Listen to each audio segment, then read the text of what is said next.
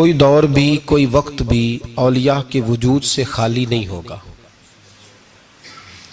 एक लफ्ज बाज लोग बोलते हैं जो अच्छा नहीं है, कहते हैं जी इस दौर में कोई नहीं अल्लाह का वली। ये कैसे हो सकता है?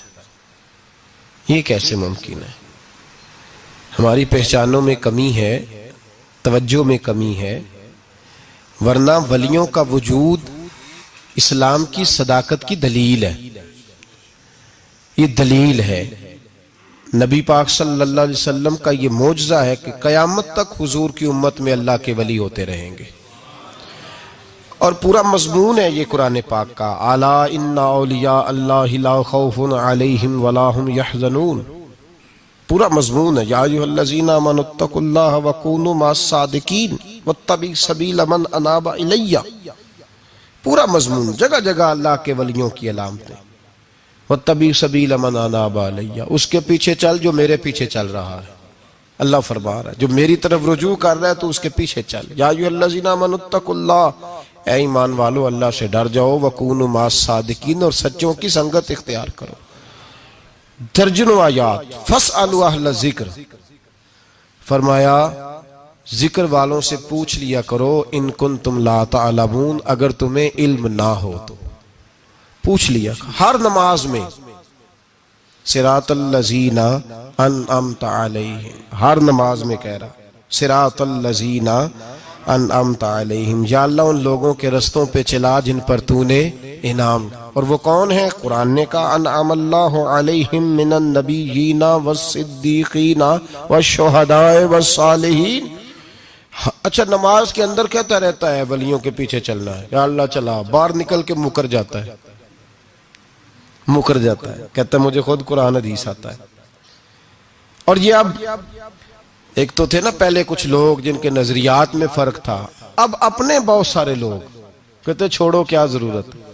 भाई पूरा मजमून है कुरान पाक का अल्लाह के वली, पूरा एक मजमून है, हदीस का पूरा बाब है। आज मैं सिफाते औलिया अर्ज करने लगा हूं, पहले ये तो समझ लेना जिनसे प्यार करना है वो होते किस तरह के हैं। आज ये समझ लें कि वली बुनियादी तौर पर होता कौन है। एक है मैं कहूं कि वली फुला होता है, एक है कि कोई बुजुर्ग कहें, और इससे थोड़ा आगे बढ़े तो अगर सियाबी बताएं फिर तो क्या ही बात है। और अगर बिल्कुल ही हम अथॉरिटी पे जाना चाहें बुनियाद पे, तो बेहतर नहीं हमें खुदा बता दे और मोहम्मद मुस्तफ़ा बता दे सल्लल्लाहु अलैहि। ये सबसे मजबूत बात नहीं? क्या ख्याल है? 100 गल्लां ते सिरे ते गंढ। भाई पूछो ही ना किसी से, डायरेक्ट कुरान पाक से पूछ लो वली कौन होते हैं। सही है? अज गल मुकदी ना मकाइए, जरूरत ही न रहे। एक कहता मैं बाबा साहब से सुना है, दूसरा कहता मैंने ख्वाजा साहब से सुना है, तीसरा कहता मैंने फलां साहब से सुना है। भाई जरूर, कोई अर्ज नहीं। ये सारे लोगों की बात सारा आंखों पे, पर जो बात अल्लाह बयान फरमाए, जो बात अल्लाह का कुरान बयान फरमाए वो सबसे मजबूत है कि नहीं? तो कुरान ने वलियों की अलामत बयान की। सूरह तौबा है, आयत नंबर 112 है, 11वां सिपारा है, घर जाके पढ़ें। अल्लाह फरमाते हैं वली कौन होते हैं, मेरे कामिल बंदे कौन होते हैं। अल्लाह फरमा रहा है अत्ताइबून, अल्लाह के वलियों की पहली अलामत यह है कि वो तौबा करने वाले होते हैं। तौबा का लुग़वी माने रुजू करना, यानी वो अल्लाह की तरफ तवज्जो करने वाले होते हैं। अत्ताइबून अल आबिदून, वो तौबा करने वाले होते हैं और इबादत करने वाले होते हैं। फिर फरमाया अल आबिदून अल हामिदून। वो ये आपने गौर से सुननी है बात, खासी तवज्जो करनी है। ये कुरान पाक है ना जी, ये सबसे तवज्जो वाला मामला है, खास गौर करें। और रट्टा खत्म करने लगा हूं आज, जो कुरान पाक बयान करे उस पर इत्तेफाक करना चाहिए कि नहीं?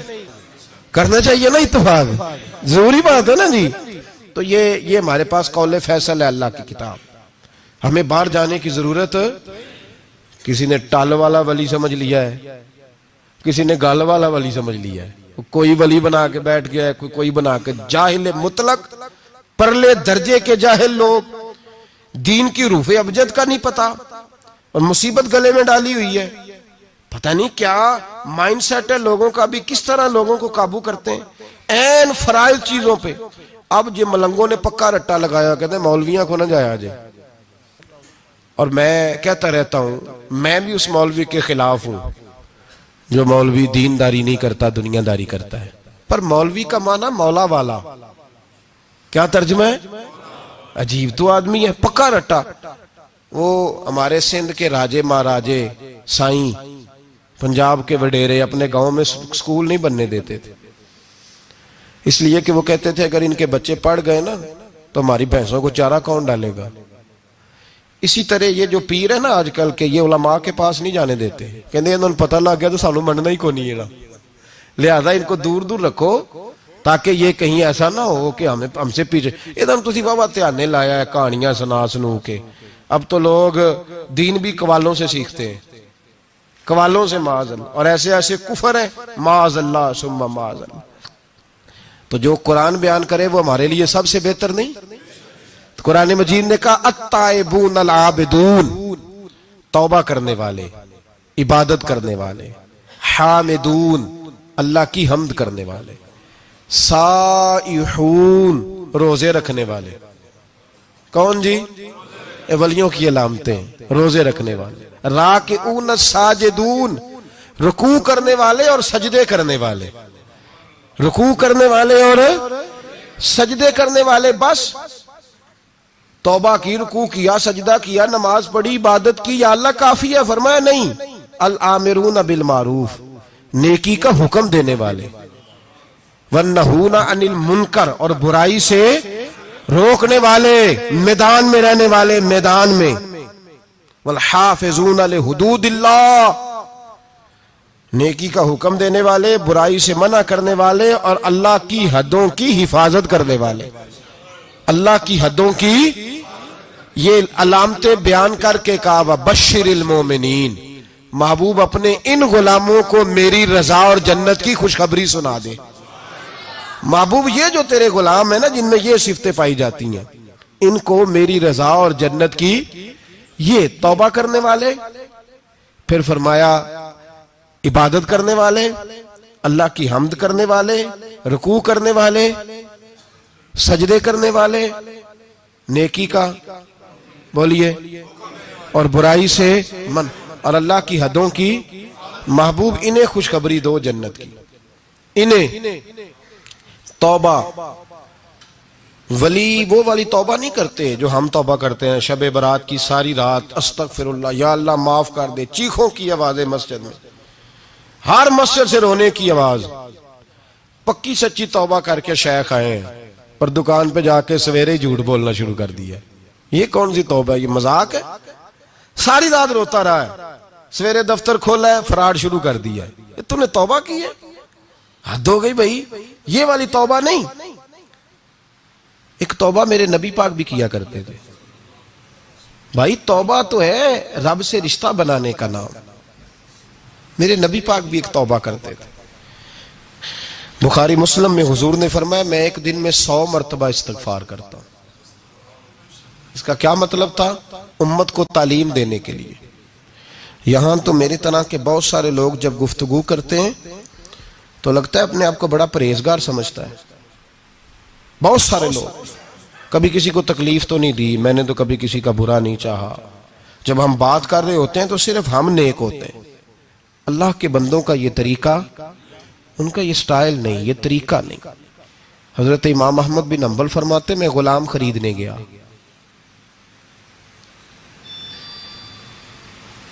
उसने मेरे साथ शर्त रखी कि हुजूर आप मुझे खरीद के ले जाने हैं, मेरी शर्त यह है कि मैं दिन को आपकी ड्यूटी करूंगा, रात को नहीं करूंगा। फरमाते मैं ले आया, घर लाके मैंने पूछा तेरा नाम क्या है? कहने लगा हुजूर गुलामों का नाम नहीं होता। खाएगा क्या? हुजूर गुलामों की चाहत नहीं होती, जिस नाम से पुकारोगे आ जाऊंगा, जो दोगे खा लूंगा। कहा किस कमरे में रहोगे? कहा हुजूर गुलामों के नखरे नहीं होते। कहते मैंने कहा फिर भी ये कमरे हैं, पसंद कर लो। एक टूटा फूटा सा कमरा उसने पसंद कर लिया। इमाम अहमद बिन हंबल फरमाते मैं उसे काम बताता पर इतनी मेहनत से करता कि कमाल कर देता, मेरे इशारे समझता। एक दिन मैं तहज्जुद के वक्त उठा, उसके कमरे में गया तो वो तौबा तौबा पुकार रहा था। सुनो वलियों की तौबा। फरमाते उसके कमरे से चीखने की, या अल्लाह माफ कर दे, या अल्लाह माफ कर दे, अल्लाह माफी दे दे, तड़प रहा है, रो रहा है। और इमाम अहमद बिन हंबल फरमाते हैं हाल ये है कि उसके कमरे से लेकर आसमान तक नूर ही नूर फैला हुआ है, नूर ही नूर। और वो रोता है, या अल्लाह माफ कर दे, या अल्लाह माफ कर दे। फरमाते मैं सोचने लगा माफी किस चीज की मांग रहा है। फरमाते वो खुद ही बोला, और माफी देखो भाई, तौबा देखो अल्लाह वालों की। कहने लगा अल्लाह मैं तेरा बंदा हूं, तूने जिंदगी दी, नेमत दी, आंखें दी, कान दिए, सांसें चलाई, बगैर मांगे सारा कुछ दिया। चाहिए तो ये था कि मैं दिन रात तेरी बारगाह में झुका रहता, पर मुझे माफ कर दे। मेरे ऊपर इमाम अहमद बिन हंबल के भी हुकूक है, मेरे मालिक का भी हक है, इसलिए मैं दिन सारा इबादत नहीं कर सकता, बस 5 नमाजें पढ़ सकता हूँ। रात में जागता रहता हूँ तेरे हुजूर। अल्लाह वो जो सारा दिन मैं इबादत नहीं ना कर पाता, मुझे माफ कर दे। खुदाया मेरी गलती माफ कर दे, अल्लाह मुझे बख्श दे। और राती सारी कर कर जारी, नींद अखा थी धोंदे, फजरे ओही गुनाहगार का आवन।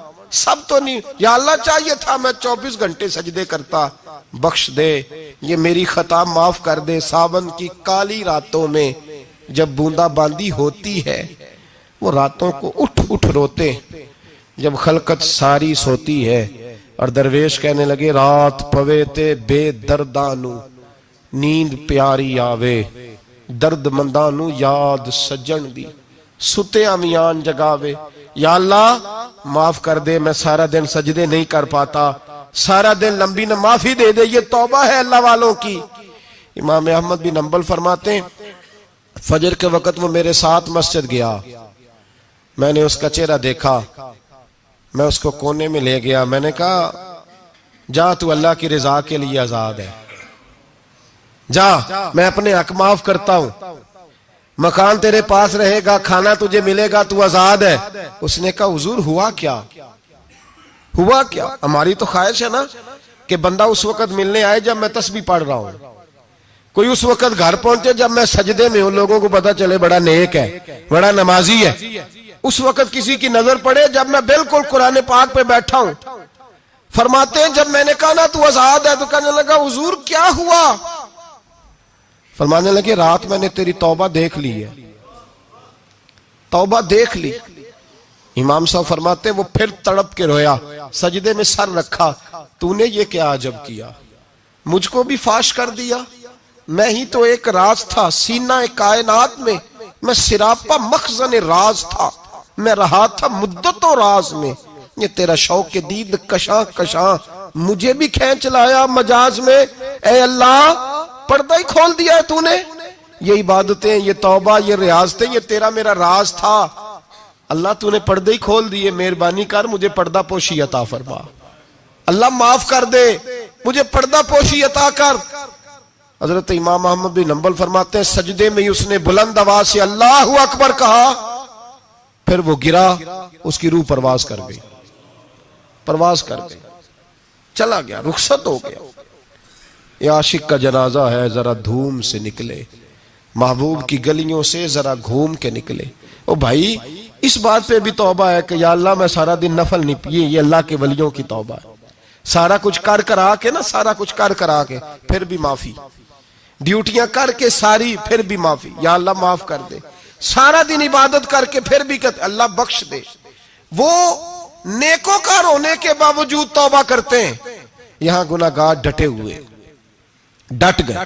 तौबा बंदे को अल्लाह के करीब कर देती है। हम लोग कहते हैं गुनाह होंगे तो तौबा करेंगे ना, और हमारे जमाने में तो गुनाहगार है ही नहीं, सारे नेकोकार हैं, इल्ला माशाअल्लाह। गुनाहगार होंगे तो तौबा करेंगे। कई दफा ना हमारा भाई नाराज हो जाता है, दोस्त नाराज हो जाता है, तो वो जब नाराज होता है ना बहुत ज्यादा, बोलता नहीं, तो हम फिर करीब जाते हैं, उसको पूछते हैं क्या बात है, क्यों नाराज है, इधर देखे मेरी तरफ, क्यों नाराज है, क्या हुआ। वो कहता है नहीं नहीं बस छोड़ो, हमें नहीं पता होता, तफसील पूछनी पड़ती है, बात करनी पड़ती है। फिर वो बताता है कि वो जो तूने एक जुमला कहा था ना, वो तुझे नहीं कहना चाहिए था।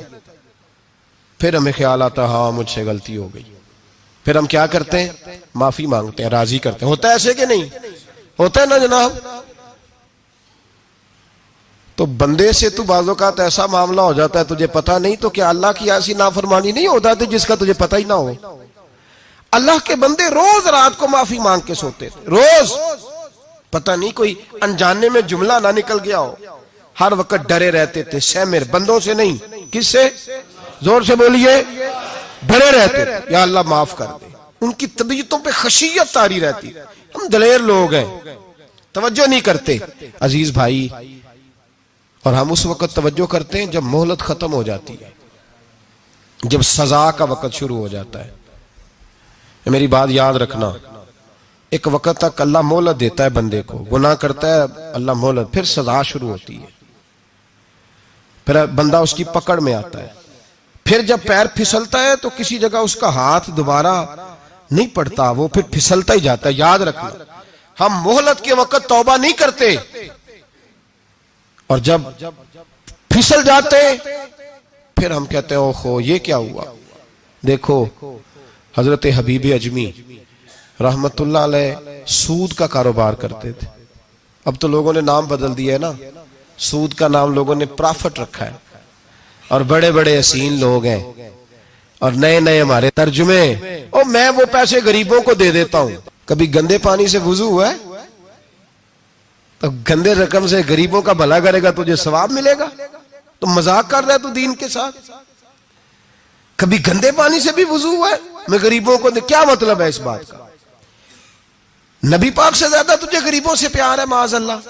हुजूर ने नहीं कहा सूद ले लो और गरीबों को दे देना।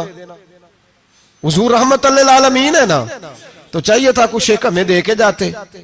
हबीब अजमी कहते हैं मैं सूद का कारोबार करता था।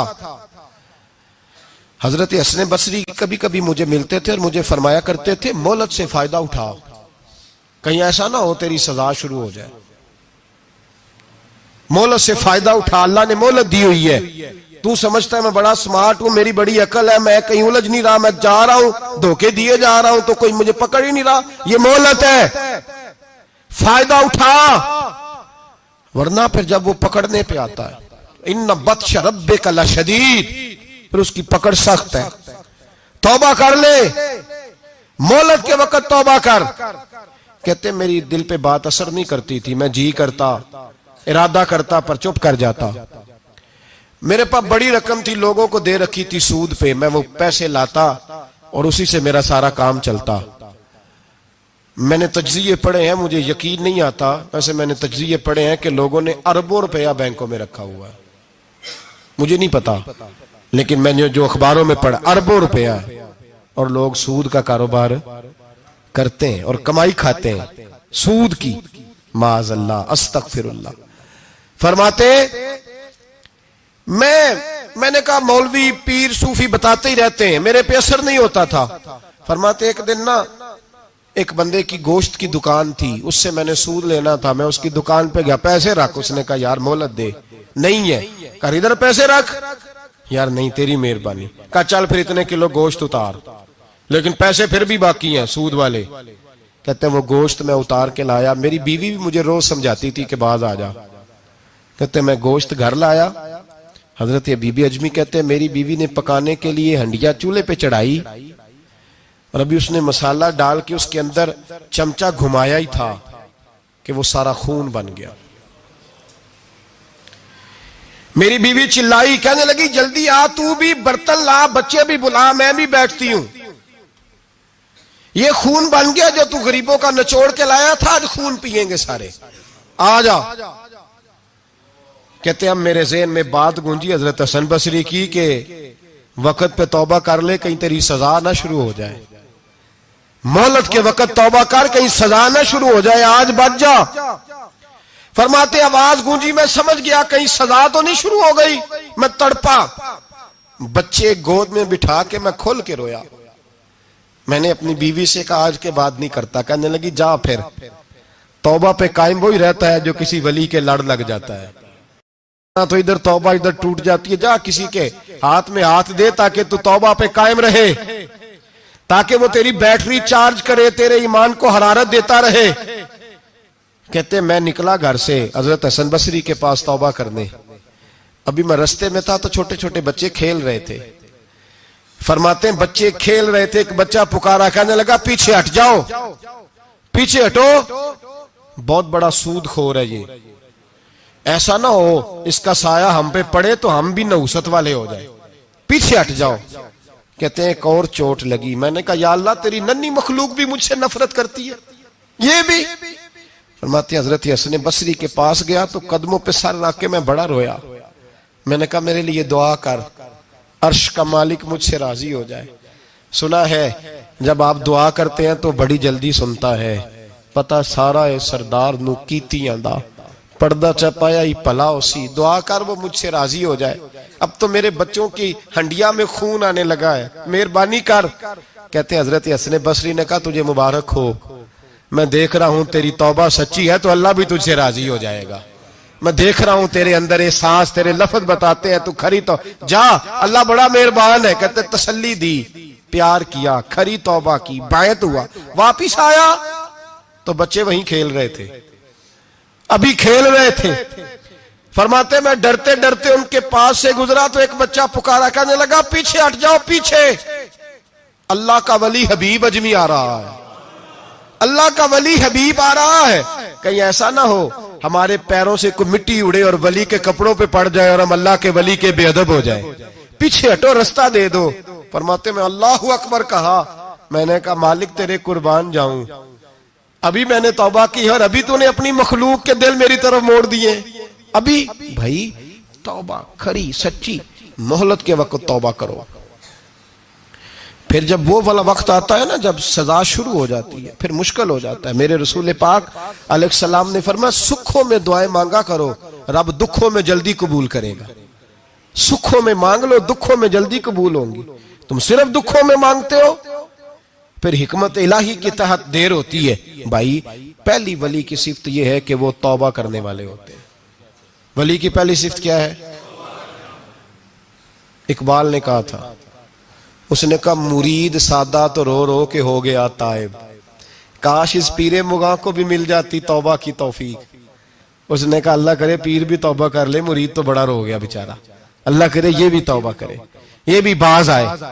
तौबा इंसान को नवाजती है हर वक्त, हर जुमले से, हर बात से। और ऐसी गलतियां जिनका हमें पता है उनसे तो करनी है, जिनका नहीं भी पता उनसे भी। अब क्या करें?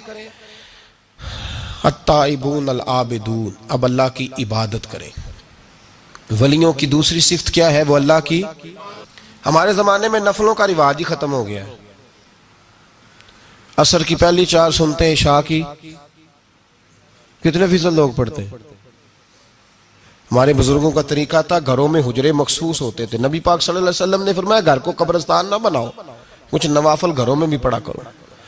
वो अजानों से पहले वुजू करके बैठे होते थे, मुसल्ले आबाद होते थे, और बहुत सारे बुजुर्गों की कब्रें उस जगह पे बनी जहां वो इबादत करते थे। नफलों से दूर है हम, नफलों से। नफल से क्या मिलता है? नफल पढ़ने से रब रहमान मिलता है, अल्लाह मिलता है नफल पढ़ने वाले को। बुखारी मुस्लिम में मौजूद है मेरे नबी पाक सल्लल्लाहु। लेकिन शर्त यह है कि नफल अल्लाह की रजा के लिए पढ़े। वो सारी दुनिया को सवेरे बताए ना कि जो मैं सवेरे 3 बजे उठा ना उदो मैं वेख्या थे कुत्ते भौंक रहे सन। ये तूने खबर दी है कि मैं सुबह 3 बजे ना। ये किसके साथ राज है? बोलिए। बड़ी जबरदस्ती बात बंदे बद के बंदा ढूंढ रहे होते हैं, कोई बंदा मिले तो उसे बताए। आज जी मैं सवेरे सवेरे उठा, सवेरे सवेरे थे एक मुंडा टेलीफोन ते लगा सी। मैं कहा तुसी नफल पढ़न उठे सो कि मुंडा वेखन उठे सो? तुम जेड़े काम उठे सो करो, उन्होंने लगा रहन दो, अपना काम करे। वो असल मसला पता क्या होता है कि वो गुबार चढ़ा हुआ है तबीयत में कि किसी तरीके मैं बता दूं कि मैं सवेरे 3 बजे। तो इसका नुकसान पता क्या होता है? इसमें शराकत दारी हो गई, और अल्लाह को शराकत दारी पसंद ना। तो वो अपने रब के साथ राज न्याज का, वो इबादत का सवाब बढ़ जाए। नबी रहमत सल्लल्लाहु अलैहि वसल्लम ने फरमाया, जब बंदा कसरत से नफल पढ़ता है तो अल्लाह के करीब हो जाता है। कितना करीब होता है कि अल्लाह फरमाता है मैं उसके हाथ बन जाता हूं, फिर मैं उसके पैर बन जाता हूं, फिर मैं उसकी आंखें बन जाता हूं, फिर मैं उसके कान बन जाता हूं, फिर मैं फिर उस शख्स का वजूद बन जाता हूं। क्या मतलब? ये बुखारी मुस्लिम है। आंखें बंदे की होती है, ताकत अल्लाह की होती है। हाथ बंदे के होते हैं, ताकत अल्लाह की होती है। पैर बंदे के होते हैं, ताकत अल्लाह की। तो फिर अगर कोई वली दूर से सुन ले तो ताकत किसने दी है? तो अगर कोई वली दूर से देख ले तो ताकत किसने दी है? अल्लाह ने। अगर कोई वली हाथ बढ़ा के किसी की परेशानी दूर कर दे तो ताकत किसने दी? ये पीछे ताकत किसकी है? अल्लाह की। तो ये बुखारी मुस्लिम है। अल्लाह की इबादत करें, इबादत से बरकत आती है। हजरत अबू इदरीस खौलानी रहमतुल्लाह अलैह हजरत मुआज बिन जबल के शागिर्द थे, ताबी बुजुर्ग थे। फरमाते हैं कि मैं जब से हजरत मुआज बिन जबल की सोबत में बैठा ना तो बुरे कारोबारों से मेरी तबीयत तो चाट हो गई। कई कारोबार में देखता तो झूठ बोलना पड़ता, उसमें बड़ा कुछ करना पड़ता, तो मुझे डर आता। आप फरमाते मैंने ना बड़ी कोशिश की पर मेरी मर्जी का काम मुझे, सूफी काहिल नहीं होते, सुस्त नहीं होते, झूठ नहीं बोलते। फरमाते मेरे अंदर ताकत थी कि मैं हलाल कमा के बच्चों को खिलाऊं, पर मेरी मर्जी का काम नहीं मिलता था, हद हो गई। और जब इंसान नेकी की तरफ आता है तो कुछ न कुछ आजमाइशें जरूर आती हैं, ये पक्की बात है, पक्की बात। जब वो गलत मलत कर रहा होता है तो उसको लगता है सारा कुछ सही है, जब सीधा होता है तो बहुत सारी परेशानियां भी जरूर आती हैं। ये मिजाज है दीन का। आप फरमाते मैं परेशान रहने लगा, हालात खराब होने लगे, आजमाइश सख्त होने लगी, कारोबार बंद हो गया, काम ही कोई नहीं मिलता था। मेरी बीवी नाराज रहने लगी, हल्का हल्का तो उसने मुझे कहना शुरू किया, फिर जलाल में आ गई। और एक दिन मुझे कहने लगी अगर आज नाना कुछ लेके आए तो बच्चे लेके मेके चली जाऊंगी। आप फरमाते मैं बड़ा परेशान हुआ, निकल गया फजर पढ़ के काम की तलाश में। मैंने जोहर तक तलाश किया लेकिन मुझे काम न मिला।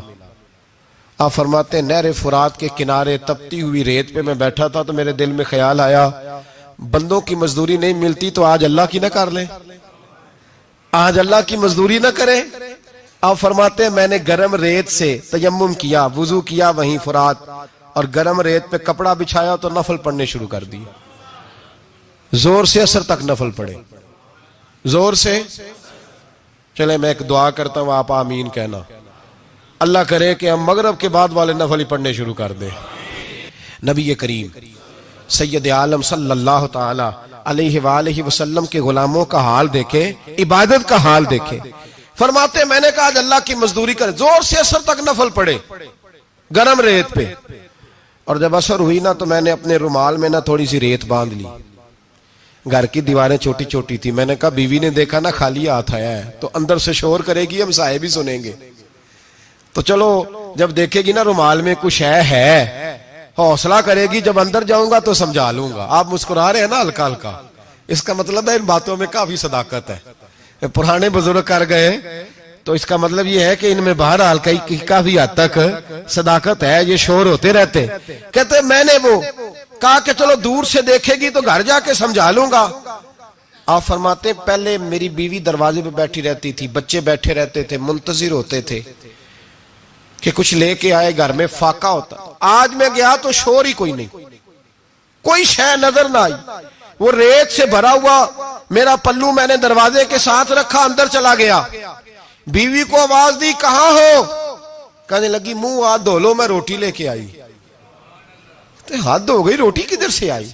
इस घर में तो फाके थे, खाना किधर से आया? कहते रोटी लाई, सलाद भी लाई, दूध भी लाई, उस जमाने में जो नेमतें थी फल भी लाई, सारा आ गया। मैंने घूर के देखा, मैंने कहा किधर से आया ये सारा कुछ? कहां है बच्चे? कहने लगी रोटी खा के बाहर निकल गए हैं। मेरे दिल में ख्याल आया मेरी बीबी का किरदार तो चांद से ज्यादा उजला है, तो ये सारा कुछ कैसे आया? मैंने कहा ये कहां से आया सारा कुछ? तो कहती है मेरी तरफ देख के कहने लगी पता नहीं आज किस करीम की मजदूरी करने चले गए थे, पता नहीं किस करीम की मजदूरी पे चले गए थे, जोर हुई है तो उसने अनाज की बोरियां भेजी हैं, चावल भेजे हैं, फल भेजे हैं, इतना कुछ भेजा है कि मेरे घर में रखने को जगह ही कोई नहीं। ये कहते कहते उठी और कहने लगी पहले ही बड़ा आया था, अब और क्या लाए हो? आप फरमाते मैं सख्ते में था, उसने जाके मेरा रुमाल जो खोला, मैं रेत लाया था, रब करीम ने हीरे बना दिए, वो हीरे बन गए। आप फरमाते कहने लगी किस करीम की मजदूरी पे गए थे? फरमाते मैं उठा और कच्ची जमीन पे सर सजदे में रखा, मैंने कहा मालिक मैं सारी जिंदगी दुनिया राजी करता रहा, लोगों के दरवाजों पे खड़ा रहा, ताल्लुकात बनाकर थोड़ी सी रोजी के लिए जद्दोजहद करता रहा, धुतकारा गया, सताया गया, मौला मैं तो तेरे दरवाजे पे आज आया हूं, पूरी दिहाड़ी भी नहीं लगाई, जो सियासत ड्यूटी की है, अल्लाह तेरी थोड़ी मजदूरी का इतना अजर मिलता है, खुदाया तो इतना नवाजता है। फरमाया अल्लाह मैं मेहनत भी करूंगा, काम भी करूंगा, लेकिन दुनिया की मजदूरी थोड़ी करूंगा, मालिक तेरी इबादत ज्यादा करूंगा। भाई याद रखो, हम सारी जिंदगी लोग कब्रों में चले गए, मस्जिद नहीं आए, कब्रों में अलहाकुमुत तकासुर हत्ता ज़ुरतुमुल मकाबिर, कब्र में जाने का टाइम आया, लोगों की नमाजें पढ़ दी गई, पर लोगों ने नमाजें शुरू नहीं की, नमाजें पढ़ दी गई। कहीं ले जाओ, शादी का मौका है तो वो कराची जाने को तैयार है, लेकिन चंद फरलांग पे मस्जिद है, मस्जिद जाने को तैयार है। अल्लाह के वली की अलामत है, वो इबादत गुजार होता है, और जो ना नमाज पढ़े ना नमाज पढ़ाए वो जिंदीक तो हो सकता है, पीर हो सकता, मैं जिम्मेदारी से कह रहा हूं, जिंदीक तो हो सकता है पर पीर हो सकता बिल्कुल बेदीन है, बल्कि बददीन है, पीर हो सकता। इसलिए कि अल्लाह के वली की अलामत यह है कि उसके चेहरे पर इबादत की रोशनी होती है, तकवे का हुस्न होता है, तकवे का, परहेजगारी का नूर होता है। अल्लाह के बंदे तौबा करने वाले, इबादत करने वाले, रोजे रखने वाले, रुकू करने वाले, सुजूद करने वाले, ये उनका जाती फेल है। और यहां वो बस नहीं करते, अल आमिरून बिल मारूफ, अब नेकी का हुक्म देंगे, वन्नहूना अनिल मुनकर, और बुराई से। जी पीर तो किसी तहरीक में निकलते ही नहीं, बड़े बड़े गद्दियों के पीर जो है ना, बड़े बड़े, कभी आपने देखे किसी जुलूस में आते हुए? जी चले कुछ दरवेश ऐसे हैं जो अपनी तबीयत के तकाजे के मुताबिक नहीं आते, लेकिन वो उम्मत की मजलूमियत से बेखबर नहीं होते, वो एक अलग बात है कि वो इबादत गुजार है, वो वैसे ही नहीं निकलते, वो चले एक, लेकिन वो मुरीद अगर बुलाए तगड़ा तो पिशावर भी चले जाए, जी लंदन का भी दौरा कर रहे हैं, अमेरिका भी हुआ है। सुने भाई सुने, ये कुरान मजीद, ये सिफ्तें कौन बयान कर रहा है वलियों की? कौन बयान कर रहा है? तो किसी मलंग की माननी है कि अल्लाह की माननी है? तो अल्लाह कह रहा है कि वली की सिफ्त ये है, वो नेकी का हुक्म देता है और बुराई से। पीर साहब अमेरिका चले जाते हैं, लंदन यूरोप चले जाते हैं, लेकिन किसी तहरीक में नहीं, किसी में नहीं। नमूसे रिसालत की बात आई, पीर सोए रहे। कौन थे सड़कों पे? पीर थे कि मौलवी थे के नाथ खां थे, कवाल थे, जिनको सरमाया खा गए जो सारा हमारा, ये लोग थे। तहरीक खत्म नबूवत में डंडे किसने खाए? उलमा ने। गाजी मुमताज हुसैन कादरी की तहरीक चली तो सड़कों पे कौन निकला? तहरीक खत्म नबूवत। बताओ ना किसी पीर का बयान दिखाओ मुझे जिसने कहा हो। थक गए गले। हमारी रिकॉर्डिंगें ला ला के लोग हमें सुनाते हैं, कहते हैं जनाब आपकी सख्त तकरीरें नोट हो रही हैं और सोशल मीडिया पे दूर दूर जा रही है, थोड़ी एहतियात करें। वो मैंने कहा यार किस तरह एहतियात करें, कैसे एहतियात करें? जिस कुत्ते को उसका मालिक 4 रोटियां डालता है वो सारी रात आवाजें दे दे के गुजार देता है कि मैं किसी को अंदर नहीं आने दूंगा। हमने तो सारी जिंदगी रसूलुल्लाह का खाया है, तो तेरे कहने पर ख्याल करें, तेरे कहने पर यह कैसे हो सकता है? कुत्ता नहीं कर रहा नमक हरामी और तू हमें मशवरा दे रहा है। जिन्ना तना विच इश्क न रचिया कुत्ते होना थी चंगे, और मालक देकर राखी कर दे साबर भूखे नंगे। हमसे कोई आदमी नरमी की उम्मीद ना रखे। तुम गैरत ईमानी को ललकारो, हम चुप करके बैठे रहे। खत्म नबूवत की बात करो, हम खामोश रहे। नामूसे रिसालत की बात करो, हम खामोश रहे। दीन फरोश और होते हैं और दीन के चौकीदार और होते हैं। और अगर आओगे ना कभी मुंह डाल ले दीन के मामले में, तो चौकीदार तुम्हारा मुकाबला करेंगे। अगर मार ना सके तो मार जरूर जाएंगे इंशाअल्लाह ताला, यह इरादा है और ये वादा है इंशाअल्लाह ताला। मार ना सके तो मार, हाँ ये याद रखो। कोई आदमी हमसे कमजोरी की उम्मीद ना करे, जिसे जिंदगी हो प्यारी वो यहीं से लौट जाए। मेरे काफिले में शामिल कोई कम ज़रफ नहीं है। हजरत बायजीद बुस्तामी रहमतुल्लाह, एक बच्चा तबला सरंगी बजा रहा था, हजरत गुजरे, उसके हाथ में बांसुरिया भी थी।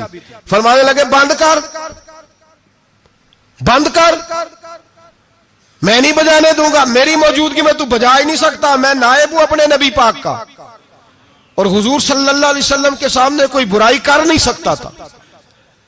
नबी का मनसब होता है, वो मना करते हैं। अगर नबी मना ना करे तो वो चीज जायज हो जाती है, हदीसें तकरीरी बन जाती है, उसूल में आ जाती है। फरमाया हजरत बंद कर। उस नौजवान ने वो बाजा उठाया और हजरत बायजीद के सर पे दे मारा। आपका सर भी फट गया, बाजा भी टूट गया।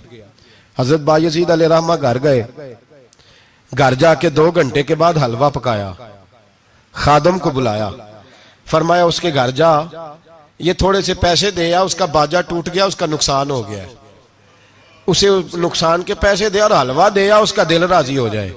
और साथ उसे ये कह देना कि हजरत बायजीद बुस्तामी कह रहे थे हलवा भी खा ले, पैसे भी रख ले, पर दोबारा बाजा खरीद के बजाना ना, अगर दोबारा बजाया तो मैं फिर मना करूंगा, मैं तुझे रोकूंगा, मैं होका देता रहूंगा, मैं ऐलान करता रहूंगा, मैं दीन के मामले में बात करूंगा, मैं रोकूंगा, मैं बाज। एक दरवेश थे हजरत इमाम आदम के शागिर्द, बादशाह तबला सरंगी बजा रहा था, बादशाह तो पहुंच गए, बादशाह के उठा के ना वो तबला सरंगी तो जोर से मारा, जमीन पे टूट गया सारा कुछ। बादशाह ने शेर रखा हुआ था, शाम का वक्त था, कहने लगा इस मौलवी को पकड़ो, पिंजरे में डालो ताकि शेर खा जाए। उठाया, बाबा जी को पिंजरे में डाल दिया, सारी रात तबला सरंगी बजता रहा। सवेरे फजर का वक्त हुआ तो उठे गवैये जाने लगे, तो बादशाह कहने लगा पता करो बाबे के जूते शूते कपड़े कुपड़े जो बचे बाहर निकाल लो। लोग कहते हैं हम गए, जब पहुंचे ना शेर के जंगले में, तो बाबा जी फजर की नमाज पढ़ रहे थे और शेर उनके पैर चाट रहा था। फरमाते पैर चाट रहा था तो बाहर निकले तो बादशाह भी परेशान, सारे लोग परेशान, ये क्या हुआ? कहने लगे बाबा तुझे शेर ने काटा नहीं, खाया नहीं, और तू इतने इत्मीनान से नमाज पढ़ रहा, तुझे ख्याल नहीं आया? बाबा जी कहने लगे हाँ ख्याल आता रहा है, सारी रात परेशान रहा हूं। सारी रात का किस बात का ख्याल? फरमाने लगे ख्याल ये आता रहा कि मैंने पढ़ने होते सारी रात नफल, तो मैंने नफलों की नीयत बांधी तो शेर मेरे पैर चाटने लगा, तो इसका जूठा नपाक होता है। बस सारी रात इसी टेंशन में गुजर गई है कि पता नहीं मेरी नमाज हुई है कि नहीं हुई, यही सोचता रहा हूं सारी रात कि पता नहीं नमाज हुई कि नहीं हुई। बादशाह कांपने लगा, कहने लगा बाबा तू डरा नहीं, शेर ने काटा नहीं? तो आप फरमाने लगे तू जब किसी को सफीर भेजता है तो तेरे सफीर को कोई कत्ल करता है, कोई बादशाह पकड़ के मारता है? कहा नहीं। फरमाया क्यों? कहने लगा उसे पता है बादशाह का नुमाइंदा है। आप फरमाने लगे बादशाहों के नुमाइंदे तगड़े होते हैं, मैं तो रब करीम का दोस्त हूं, तो जिस रब करीम के दीन के लिए मैं निकला हुआ मुझे लवारस छोड़ देगा, मेरी परवाह ही नहीं करेगा? मैं खबरदार, आज के बाद अगर तूने गैर शरई हरकत की तो फिर तुझे टोकूंगा, फिर तुझे रोकूंगा, फिर तुझे मना करूं। अल्लाह के वली मैदान अमल में रहते हैं, वो नाजायज चीज से रोकते हैं। ये पता है ज्यादा मजमे क्यों लगते हैं, ज्यादा दरबारों पर रश कब पड़ता है? उस वक्त पड़ता है जब जो आता है ना उसको जी कहा जाता है, लंगर, बस तेरा काम हो जाएगा, तेरी शिफा हो गई, तेरा बेटा हो गया, तो रश हो जाता है।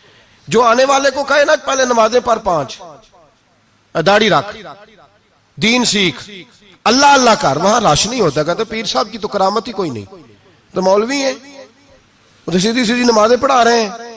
रसूल पाक सैयद आलम सल्लल्लाहु अलैहि वसल्लम के दीन का नुमाइंदा होता है, अल्लाह का वली, वो सारी जिंदगी अल्लाह की हुदूद के कयाम के लिए जद्दोजहद करता है। इमाम अहमद बिन हंबल ने जेल काटी है, इमाम अहमद बिन हंबल ने जेल काटी। आप फरमाते हैं बादशाह वक्त ने उसको, मैंने गलती पे रोका तो मुझे कैद कर लिया, और कैद किया जब उसने तो जेल काटी, इतनी जेल काटी, इतनी जेल काटी इतने कोड़े मारे कि इमाम अहमद बिन हंबल का सारा वजूद खून से भर गया, कपड़े सारे खून से आलूदा हो गए। एक शख्स इमाम साहब से कहने लगा, जब आप वापस आए ना रिहा होके, कहने लगा हुजूर इतनी मार खाई आपने, इतनी, ना बादशाह को रोकते तो क्या होता। वो शख्स कहता है मैंने इमाम साहब के वो कपड़े, वो कुर्ता खून से भरा हुआ पड़ा हुआ था।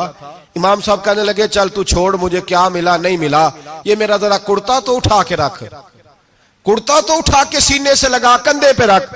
कहते इमाम साहब का खून से भरा हुआ कुर्ता मैंने जो कंधे पे रखा तो मुझे रसूल पाक का दीदार नसीब हो गया।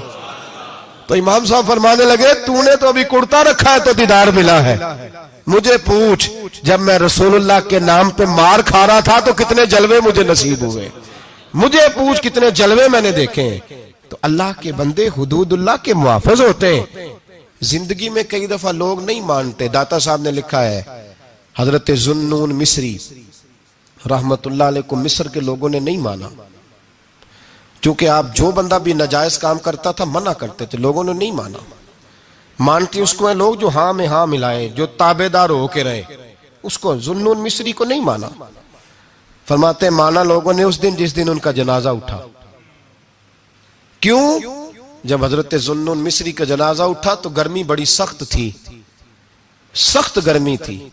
दाता साहब ने कशफुल माजूब में लिखा है कि परिंदे कितार दर कितार आए और जनाबे जुन्नून मिस्री पे साया कर दिया, साया हो गया, ठंड हो गई।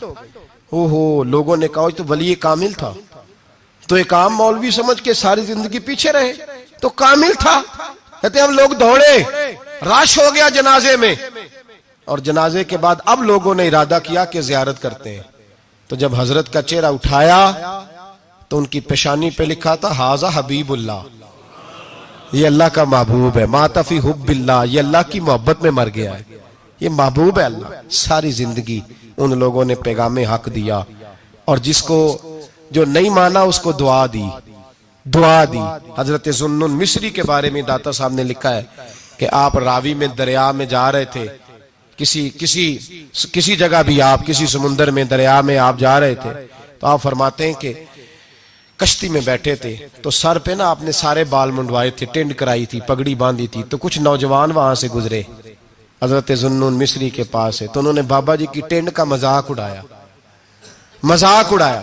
वो देखो टेंड कैसी है बाबा जी, और फिर बच्चे तालियां बजाने लगे, हंसने लगे, फबतियां कसने लगे। अल्लाह अकबर, बड़ा मजा आता है दीन के लिए ताना सुनने में, लुत्फ आता है, ठंड पड़ जाती है इंसान। उन्होंने मजाक उड़ाया तो कश्ती करीब से गुजर गई। आपके मुरीद नाराज हुए, कहने लगे हुजूर ये बदतमीज है, नालायक है, इनके लिए बद्दुआ करें, ये गर्क हो जाए। तो मानने लगे यार जाने दो। कहा हुजूर नहीं करें दुआ। तो मैं जाने दो। कहा हुजूर करें दुआ। तो दुआ सुनो अल्लाह के बंदे की। कहने लगे अल्लाह जिस तरह दुनिया में ये हंस रहे हैं इन्हें कयामत में भी हंसता ही रखना, इन्हें कयामत में भी हंसता ही रखना। ये दुआ क्या दी, वो बच्चे कश्ती मोड़ के वापस आए, पिच हो गया, फिर तशबी मुसल्ला की करना,